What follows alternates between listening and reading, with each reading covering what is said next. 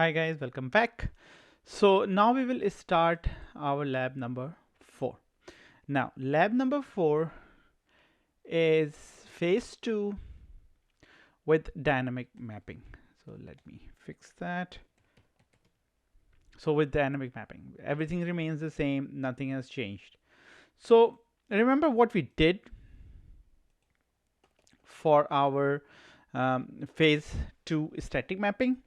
We actually created,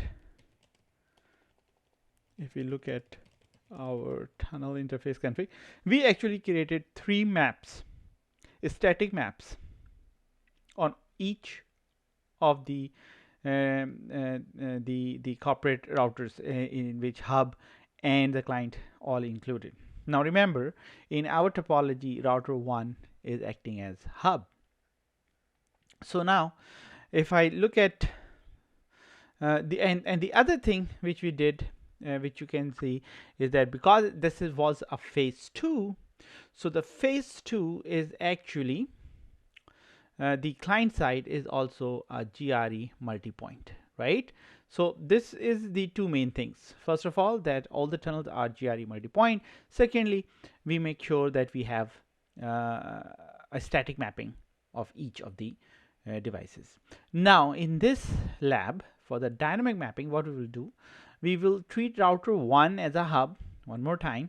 So when we treat router 1 as a hub, it will be really easy, because what we need to do is that we need to remove the dynamic mapping, right? So this dynamic mapping will be gone. So let's do this one more time. You might have remembered when we did static dynamic, is the same thing.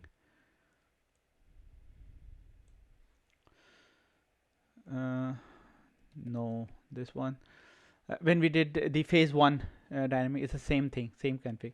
So if we look, we can write it down. If we look at the tunnel interface, now we have an IP address. We told that this is a GRE multi-point interface, and we provided the sources Ethernet 0x0, and we provided a network ID to initiate the NHRP process. Now this is all what you need on the hub side. So now let's move on to the client side. So definitely, if it is not static and it's dynamic, we need to remove the static mapping. Number one thing, right? So what I will do, I will remove the static mapping. So first of all, let's remove this guy. So I will say no to this, no to this, and I will leave the first one. Why? Because I need the mapping to the server, and in our case the server is router 1, which is the hub, right? So I'm gonna do the same on router 3. Config T interface tunnel 1, and I will just copy these two because these are the two which I'm no longer needing. So there you go.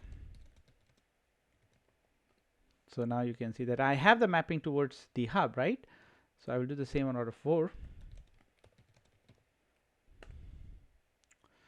In this case, I will remove these two.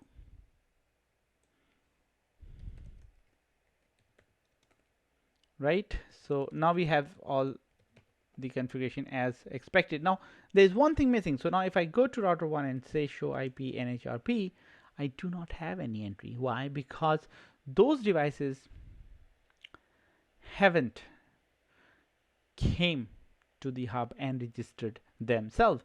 So I have to tell them that who is your NHS. So I have to tell them that your NHS is, my friend, is router 1, and router 1 tunnel IP is this one.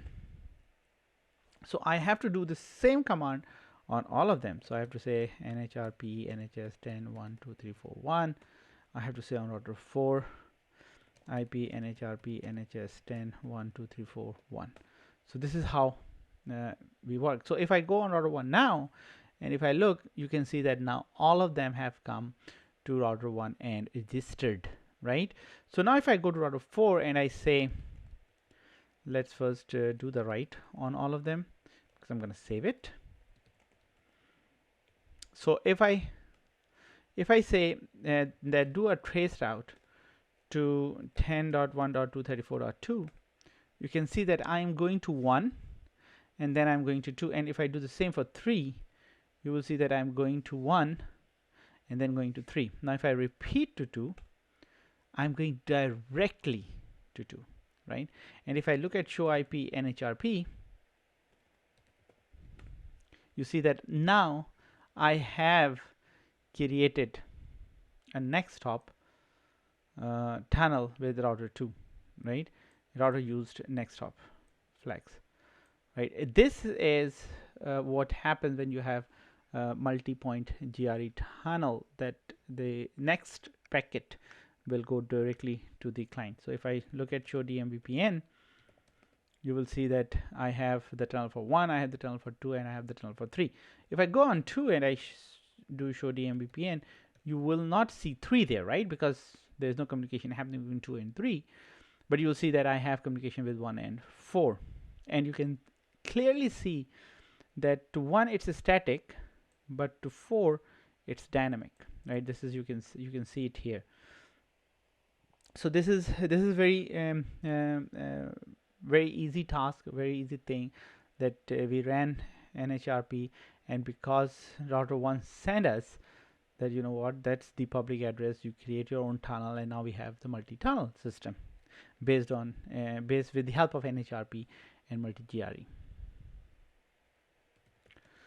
Now if I look at show IP NHRP, you see that I have a 1, 2, and 4. 3 is not there yet.